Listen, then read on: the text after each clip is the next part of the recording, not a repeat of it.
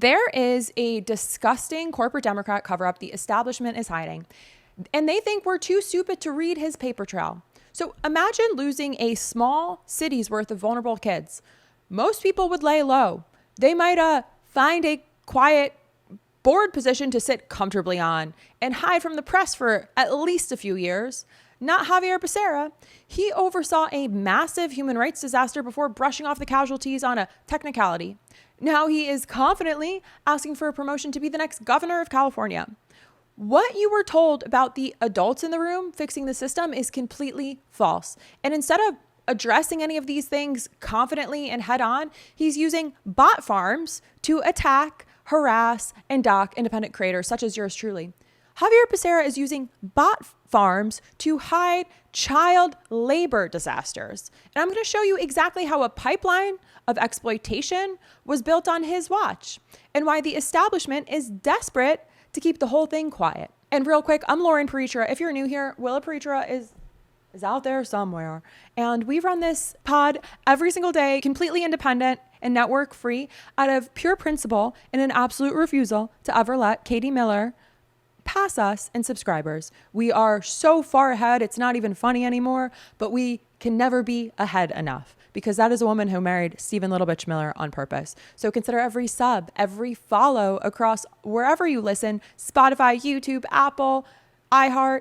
Consider every 5-star rating, every save, share, comment, 6 words or more, every hype, every action creates a barrier between you and Stephen Little Bitch Miller. It is his season, so he could be scurrying around on the floor, on the ceiling, coming out of a dark hole in your home. So play it safe, hit subscribe, okay? So Xavier Becerra ran the HHS like a sweatshop, and now he wants to run California. And right now, the political machine is dumping millions of dollars into California to sell you a story. The primary is right around the corner. Campaigns are dropping upwards of $6 million on ads just to frame this one situation. You have right-wingers weaponizing the border for racist culture wars. And on the other side, we have Tom Steyer, who's a billionaire, running ads with leaked audio. If Henry Ford had seen this in his plan, he would have never become famous and rich. This is not the way you do an assembly line. So that way everyone knows about what Becerra has done. I know where I'm voting, but it is an absolute circus right now. If you look past the standard campaign mudslinging, the actual reality is way more disturbing than a 30-second TV spot. What we're seeing here is what happens when we have a Biden-era polished politician who decides that, hey, I'm going to get away with the optics, and that matters more to me than human lives. Because when Becerra took over Health and Human Services, he walked into a logistical nightmare. There were record numbers of unaccompanied minors crossing the border. Most of them were fleeing severe poverty in Central America. The shelters were completely packed. The media started noticing, and those headlines were getting really uncomfortable for the Biden administration. Because the main job of the corporate secretary isn't to solve the root cause of global poverty. The job is to make sure that the bad press stops, isn't it? The mandate from the top was simple: clear out the shelters and hide the problem, hide the people immediately. So this is where the timeline starts behaving pretty strangely. Becerra didn't just ask his staffers to work faster. According to internal reports, he put massive pressure on federal caseworkers to treat kids like cargo, to treat them like an assembly line. There is even data showing that he yelled at his own staff and compared the agency to a Ford manufacturing plant. Every time we have to go to the Hill and explain why we're spending so much money. When most people are struggling to spend a little bit of money for the kids on a daily basis, we try to explain how we're spending more than $1,000 a day for kids who may not even have the legal right to be here. He actually said that if Henry Ford moved this slowly, he would never have gotten rich. That was the analogy he chose. Think about that for a second. We are talking about traumatized kids, refugees arriving alone.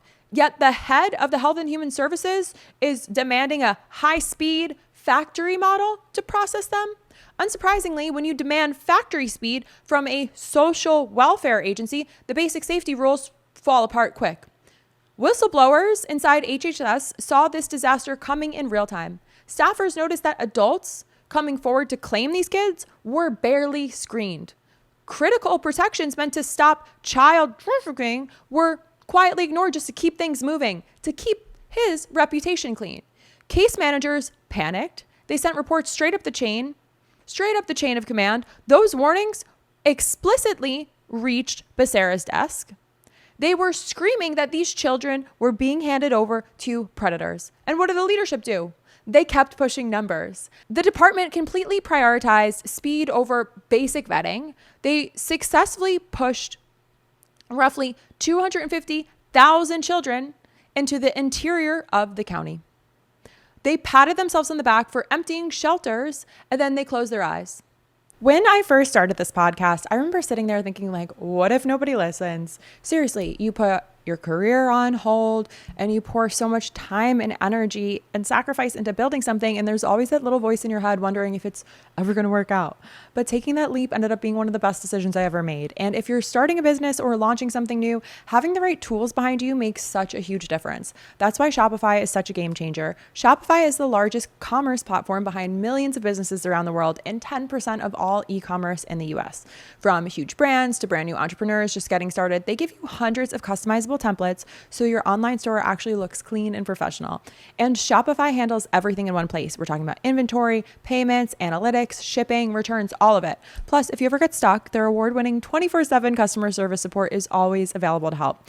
It's time to turn those what ifs into with the Shopify today. Sign up for your $1 per month trial at shopify.com/Loren.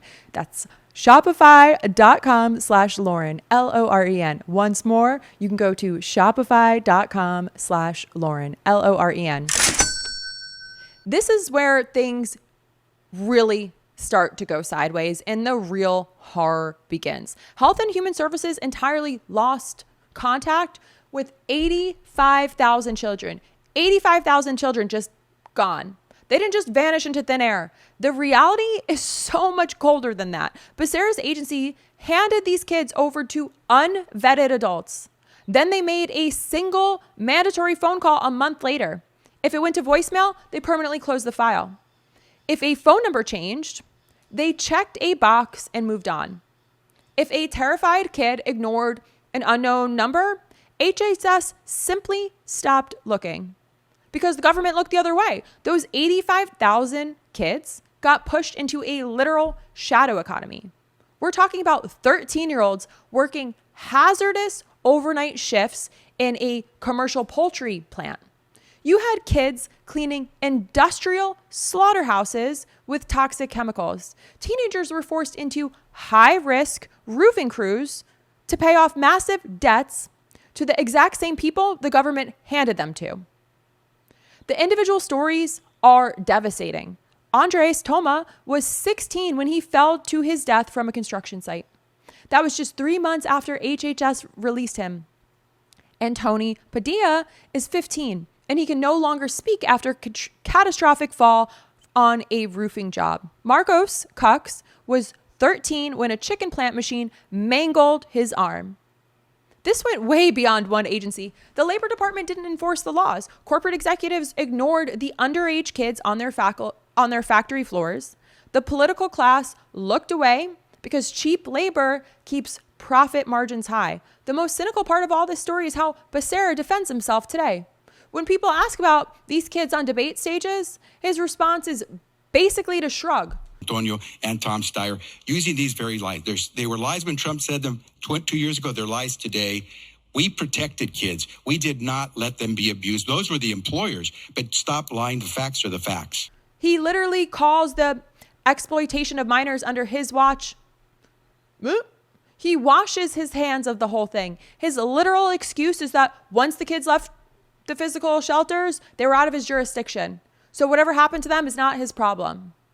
He cannot defend the record head on, so he dances around interviews and relies on his digital hit squad.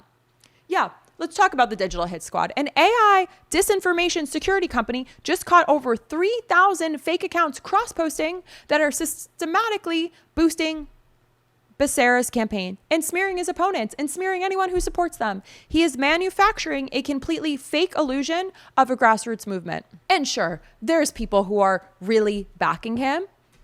There are plenty of my peers who are supporting his campaign. But there's also plenty of people being weaponized to cause harm to others. And I know exactly what that digital machine looks like because I am currently a target. The moment you expose his record, an online mob swarms you. I have faced doxing threats, deliberate attempts to target my past employers, which I don't work for anymore. My comment sections across accounts are spammed with harassing messages, and some of them from people I actually have mutual connections with, telling me I shouldn't even be allowed to vote because I'm not originally from LA. Apparently, some people don't know that basic civic lessons here, that the governor represents the entire state of California, first of all, and voting is for all eligible voters in California. They have attacked my appearance. They have absolutely spammed my channels, and they try to break my platform. I run this channel completely independently, and I self-fund this work every day because it matters. Because you guys need to hear from somebody who is on the ground and understanding what's going on and the stories that aren't getting covered, because we know who owns all the networks. Meanwhile, I only report to myself and sometimes YouTube. So that's why I got to watch my controversial topics words. So meanwhile, Becerra is pretending to be this progressive adult in the room while relying on a massive troll farm to silence independent media. If you have to deploy 3,000 bots to bully independent creators, it means you know your record is completely indefensible.